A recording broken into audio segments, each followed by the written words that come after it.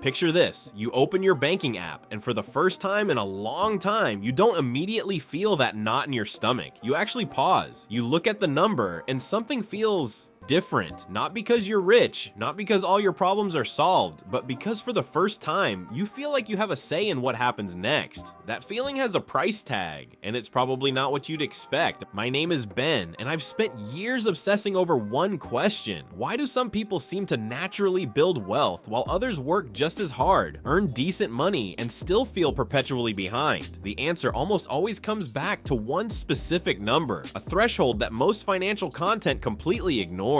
And that number is $20,000. Before we get into it, if you're someone who wants real, reasoned answers about money instead of vague motivational fluff, subscribe and hit the like button. It genuinely helps this channel, and I think you'll find this worth your time. Let's start with something most people get wrong about wealth. They think it's linear. You earn money, you save money, you slowly accumulate more money, year after year, same pace, same grind. And if that were true, $20,000 would just be an arbitrary milestone on a long straight road. But wealth isn't linear. It has inflection points, moments where the entire game changes, and $20,000 is the first major one most people will ever encounter. Here's why it matters so much, and it starts not with math, but with your brain. When you have no savings buffer, your brain is running in a mode that psychologists call scarcity mindset. And this isn't just a metaphor. Research from Princeton and Harvard showed that financial scarcity literally consumes cognitive bandwidth. Your brain is so occupied with immediate financial threats that it struggles to think long-term, evaluate opportunities clearly, or make patient decisions. Think about what that means in practice. You take a job you don't love because you need income now. You avoid negotiating your salary because you can't afford to risk the offer. You don't explore starting a side project because failure feels catastrophic when you have no cushion. Every financial decision you make is filtered through fear, not ambition, fear. Now imagine you have $20,000 saved, not invested in something illiquid, just available, a buffer between you and disaster. Suddenly your brain starts operating differently. The fear doesn't disappear entirely, but it gets quieter. And in that quiet, something new starts to emerge. Clarity. You start evaluating decisions based on what's smart long-term rather than what's survivable short-term. That's not a small change. That's a complete shift in how you navigate your financial life.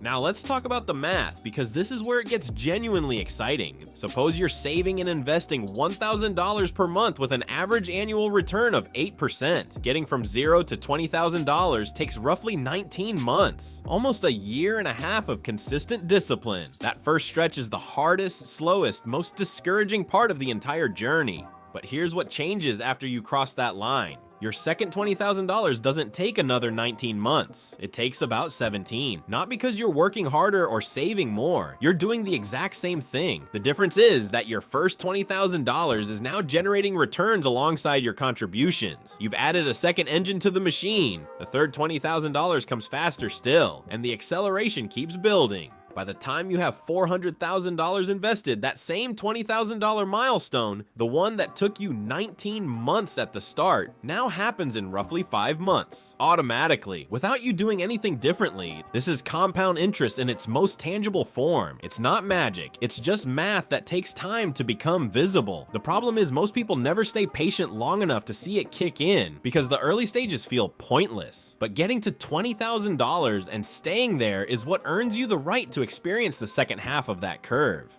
There's another layer here that most financial advice skips entirely. What saving $20,000 does to your identity. Getting to that number from scratch, especially on a normal income, requires real behavioral change. You had to track spending. You had to say no repeatedly to things you actually wanted. You had to stay consistent over months, maybe years, while seeing very little visible progress. That process doesn't just put money in your account, it rewires how you think about yourself and money. Before hitting that threshold, money feels like something that happens to you. You earn it, it disappears. You're not sure where. After crossing it, money feels like something you control. You made a decision, you followed through on it, and there's a number in your account that proves it. That identity shift, then from passive to active, from reactive to intentional, that is arguably more valuable than the $20,000 itself, because it's the foundation every subsequent financial decision will be built on. You stop agonizing over a $4 coffee because you've proven you can handle the big decisions. You stop letting lifestyle inflation quietly absorb every raise because you've already demonstrated you can live beneath your means. The discipline isn't something you force anymore. It becomes part of how you operate.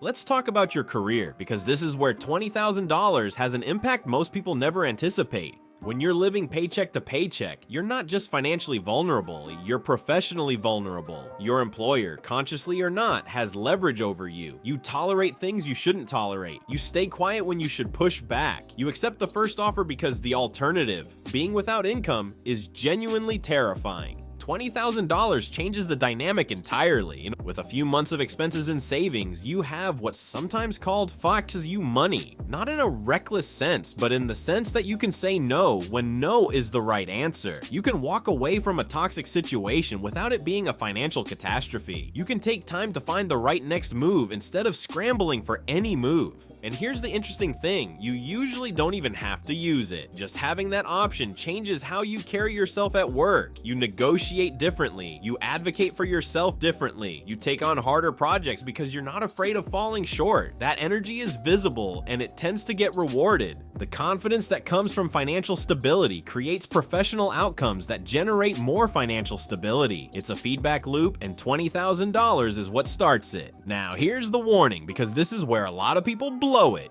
You hit $20,000. You feel the shift. You feel the breathing room, and then you spend it. New car, big vacation, down payment on a house that stretches you too thin. It feels justified. You worked hard, you were disciplined, you earned this, and maybe you did, but that $20,000 isn't a finish line. It's a launching pad. Every dollar you pull out of that foundation doesn't just cost you that dollar. It costs you every future dollar that dollar would have generated. At 8% annual returns, $20,000 left untouched for 25 years becomes roughly $137,000. You're not just spending the money, you're spending the future money. That doesn't mean you can never enjoy what you earn. It means you need to be honest about what's a reward and what's a setback disguised as a reward. Here's the bigger picture. The reason $20,000 matters isn't really about $20,000. It's about what that number represents. The moment you stop being at the mercy of circumstance and start having genuine agency over your financial life.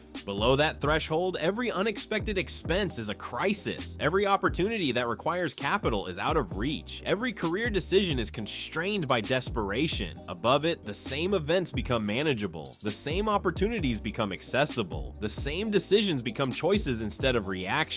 That's the real shift, and once you've experienced it, you'll understand why getting there and staying there is the most important financial move most people can make. Start building, stay consistent, don't touch it when you finally get there. Your future self will understand why.